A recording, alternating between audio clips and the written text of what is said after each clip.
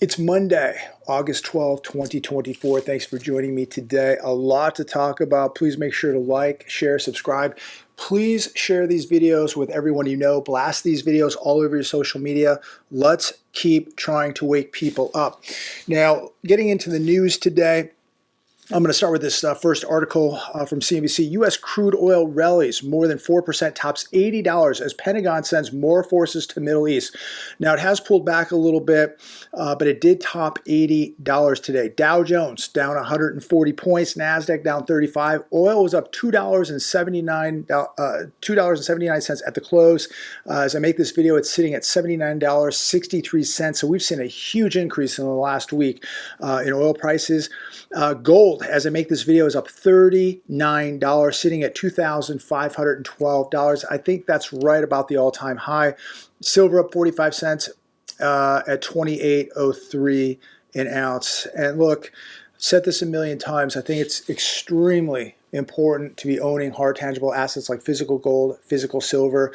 If you need to get some of this stuff, you haven't, or you need more, go to my link down below, SD Bullion. Get yourself some of this stuff. This is not financial advice. This is something I would tell a family member, a close friend. You need to be holding real assets, real money, like physical gold, physical silver. Get the stuff wherever you want to get it from. I just think it's extremely important to be owning this stuff right now because we are really watching the world unravel. Tensions across the globe, I don't think have ever been this high before. We are getting very, very close to the potential of a World War III. You look at what's happening in Eastern Europe, the Middle East, possibly what could be happening in Taiwan, what's happening right here in this country right now. You better be holding real assets. And on top of that, you better have the food, the water, the skills, the training. You better be getting in shape. You need to be doing all this stuff right now. If you haven't, you are far behind. Here's one from the Hedge today. Iron Dome failure? Question mark. Overnight Hezbollah missile salvo on northern Israel leads to speculation. Speculation and escalation, no doubt about it. It says here, overnight Hezbollah pounded northern Israel and western Galilee with at least 30 rockets. Many of these rockets got through the Iron Dome. Many people are reporting. So Israel definitely taking some damage. And this is why we're seeing oil prices begin to accelerate. Oil prices are probably going to go much higher from here on out. So be prepared for that. We're going to start seeing the pain at the pump. Israel says Iran poised for major retaliation. U.S. deploys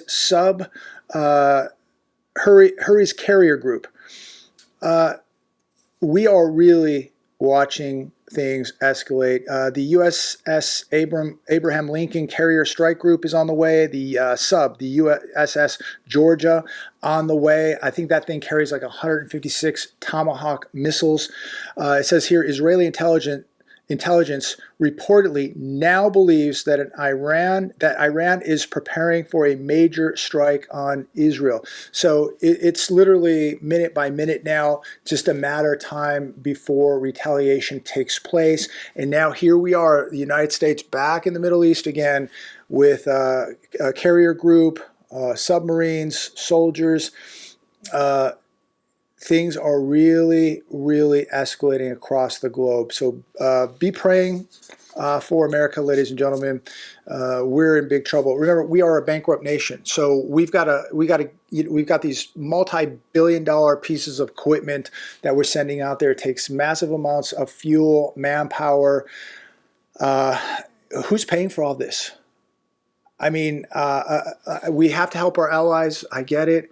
But how in the world can we keep doing this when we are a bankrupt nation? We are so broke, and we are spending billions of dollars with these countries, and it seems like it never gets anywhere. Are things better now than they were 10 or 20 years ago? No, they're still fighting in the Middle East. There's always going to be fighting in the Middle East, and we just continue to spend trillions of dollars in the Middle East. I have nothing against any of these countries in the Middle East. I just wish and pray that everything would de-escalate and that people would just stop fighting.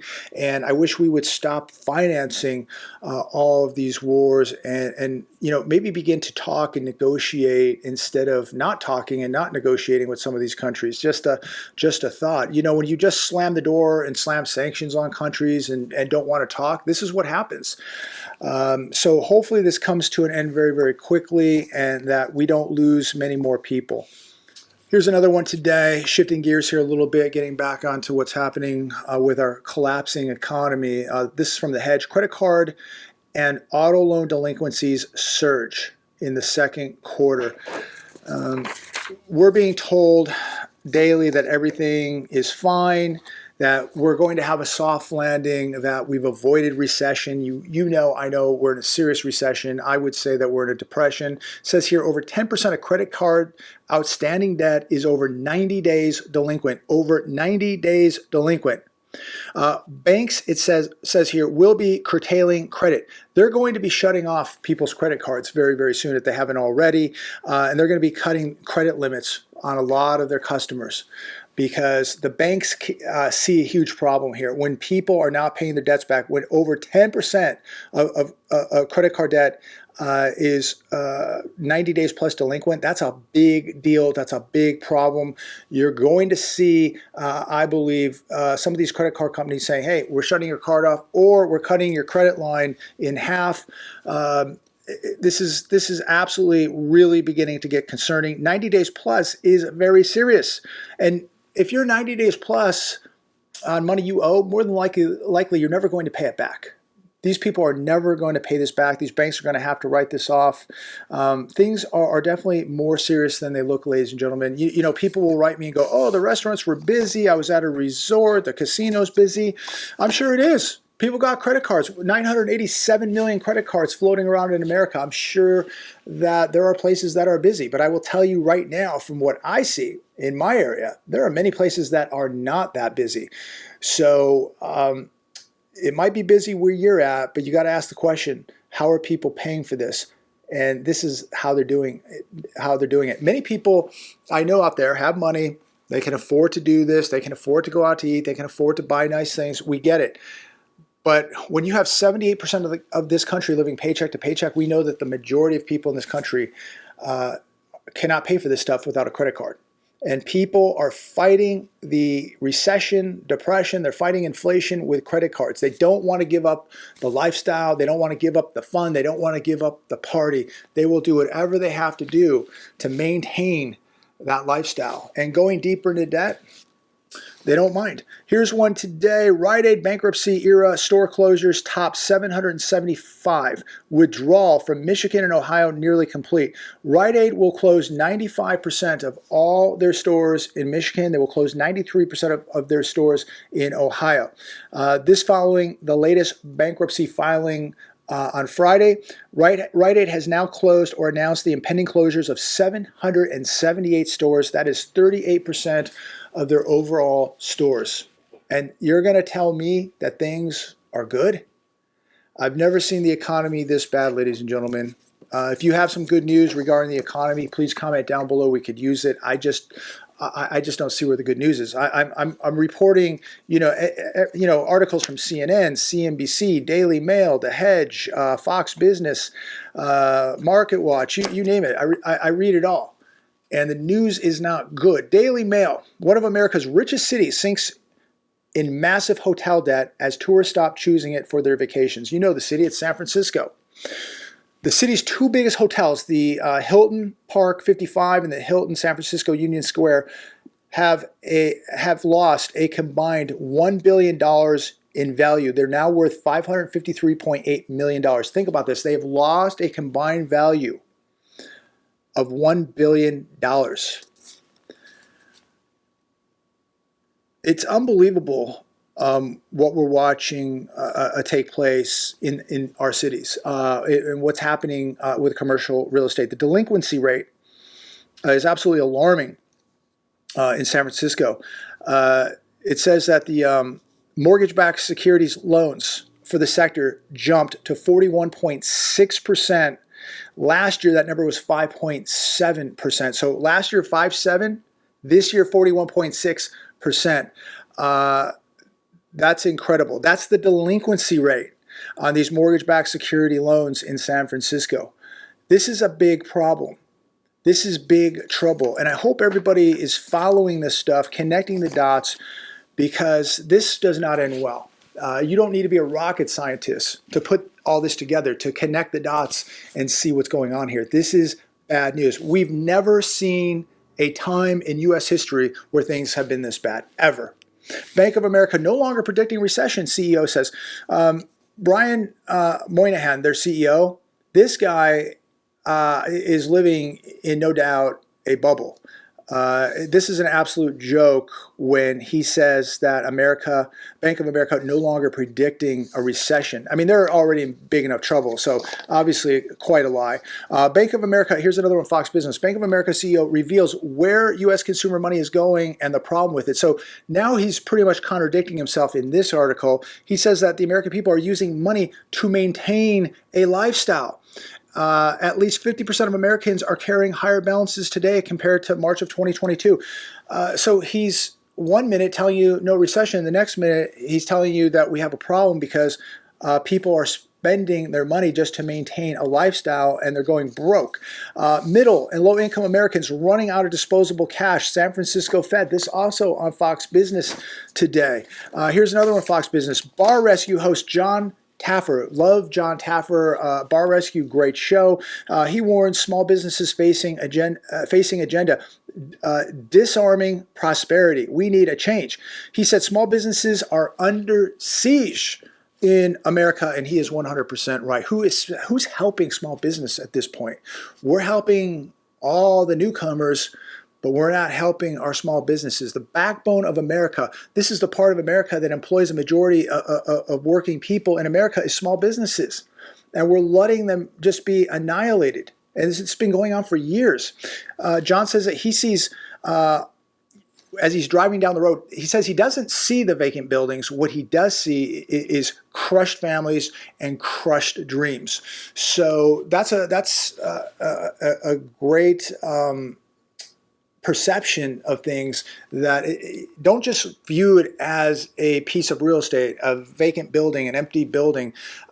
View it as more than that, crushed families, because when those businesses close, it's crushing somebody's family. It's crushing somebody's dreams. Somebody took huge risks. Somebody chased their dreams. Somebody took a chance and have lost it all now. So dreams have been crushed, families have been crushed, people's jobs have been crushed, tax base for cities has been crushed. John Taffer, right on the money, no doubt about it. And here's another one today. And Moynihan can say that there's no recession, but when you're spending billions of dollars sending submarines and strike groups, and you're giving all this money to this country and that country, and then you're giving newcomers all this money, and how that is not inflationary and how that is not going to continue to deepen this recession, I have no idea. But here's one today, Fox Business. Auto insurance premiums are revving up again and could surge 22% by year end. How in the world are people keeping up with this? Here's more inflation. Health insurance, property insurance, auto insurance. It's going to go up another 22%. And we're just running around the world, just, dropping off bombs, these huge carriers, submarines, F-16s we're dropping off to Ukraine. This is complete madness. This is insanity. We have completely lost our minds as a nation. We're running a $2 trillion deficit, by the way, in case anybody forgot. And we're running around the world, policing the world. And the average person is now going to have to deal with another 22% surge in auto insurance. And we're going to be told this week, I believe, we're going to get some of the inflation numbers this week. We'll be told that inflation's cooling, although you might get a 22% increase with your auto insurance. And you all know as well as I do, when you go to the grocery store, do you really see prices coming down? I don't. Maybe your store is coming down. My store is not coming down. So I can only speak for myself. But comment down below. Are you seeing prices coming down? Are they leveling out, or are they going up? We got Big trouble, ladies and gentlemen. There is no doubt about it. Every day just seems to continue to get worse and worse and worse. And now, if things really escalate in the Middle East, we as a country may be in another war over there in the Middle East. And this will really escalate because Iran isn't just going to, and Hezbollah, that could bring in Russia, that could bring in China, that could bring in North Korea. This could be huge. I mean, we are so close to World War III. You can literally smell it. And I hope it's diverted. I hope things de-escalate. I pray that this does not happen. I mean, think about the economy's in shambles. We're completely bankrupt, and we're now literally millimeters away from a world war that we will not win, that we cannot afford to be in. This country will be done, in my opinion. You cannot, as a bankrupt nation, a nation that doesn't make things, manufacture things here, a nation that is so reliant on the rest of the world for so much, talking about starting or getting involved in a world war. This is absolutely ludicrous. It is dangerous, and it could ruin America forever. So I'm going to leave it there. Let me know your thoughts on any of this stuff. I would really appreciate it. And again, please like this video, share this video all over the place, put it all over your social media, comment down below on anything. These are very, very dangerous times, and things seem to be heating up, not cooling down. And, you know, I will say that thank God that you people are awake. Thank God you are preparing. Think about the people who are oblivious to this. If things really get bad in this country, what's going to happen to those people? You know, God gave us free will, gave us a conscience, gave us a brain. It's up to us what we want to do with it. I would highly recommend that we keep exercising our minds, that we keep absorbing knowledge, we keep listening to our spirit, and keep preparing. Because I think America is going to see some very, very serious times. And those times are right around the corner. Be careful. God bless every one of you. Stay safe out there. And as always, I look forward to speaking with each and every one of you. Thanks again for tuning in today and all the great comments. God bless.